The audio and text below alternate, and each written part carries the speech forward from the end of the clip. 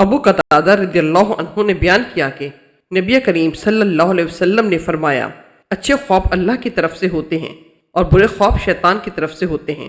صحیح بخاری حدیث نمبر 6984۔ ابو سعید خدری رضی اللہ عنہ نے بیان کیا کہ انہوں نے رسول اللہ صلی اللہ علیہ وسلم کو یہ فرماتے ہوئے سنا کہ جب تم میں سے کوئی ایسا خواب دیکھے جسے وہ پسند کرتا ہو تو وہ اللہ کی طرف سے ہوتا ہے، اس پر اللہ کی حمد کرے اور اسے بتا دینا چاہیے، لیکن اگر کوئی اس کے سوا کوئی ایسا خواب دیکھتا ہے جو اسے ناپسند ہے تو یہ شیطان کی طرف سے ہوتا ہے، پس اس کے شر سے پناہ مانگے اور کسی سے ایسے خواب کا ذکر نہ کریں، یہ خواب اسے کچھ بھی نقصان نہیں پہنچا سکے گا۔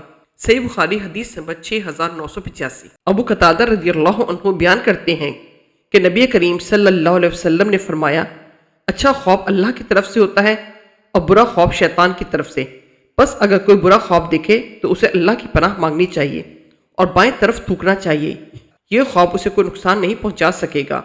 صحیح بخاری حدیث نمبر 6986۔ شعبہ نے بیان کیا، ان سے قتادہ نے، ان سے حضرت انس بن مالک رضی اللہ عنہ نے اور ان سے حضرت عبادہ بن صامت رضی اللہ عنہ نے کہ نبی کریم صلی اللہ علیہ وسلم نے فرمایا، مومن کا خواب نبوت کے 40 حصوں میں سے ایک حصہ ہوتا ہے۔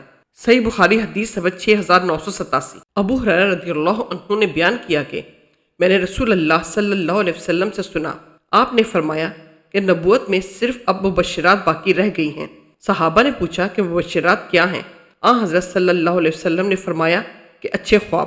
صحیح بخاری حدیث نمبر 6990۔ ابن عمر رضی اللہ عنہما نے بیان کیا کہ کچھ لوگوں کو خواب میں شب قدر رمضان کی 7 آخری تاریخوں میں دکھائی گئی اور کچھ لوگوں کو دکھائی گئی کہ وہ آخری 10 تاریخوں میں ہوگی، تو حضرت صلی اللہ علیہ وسلم نے فرمایا کہ اسے آخری 7 تاریخوں میں تلاش کرو۔ صحیح بخاری حدیث نمبر 6991۔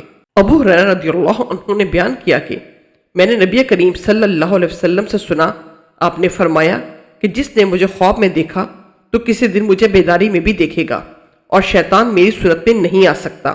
ابو عبداللہ حضرت امام بخاری رحمۃ اللہ علیہ نے کہا کہ ابن سیرین نے بیان کیا کہ جب حضرت صلی اللہ علیہ وسلم کو کوئی شخص آپ کی صورت میں دیکھے۔ صحیح بخاری حدیث نمبر 6993۔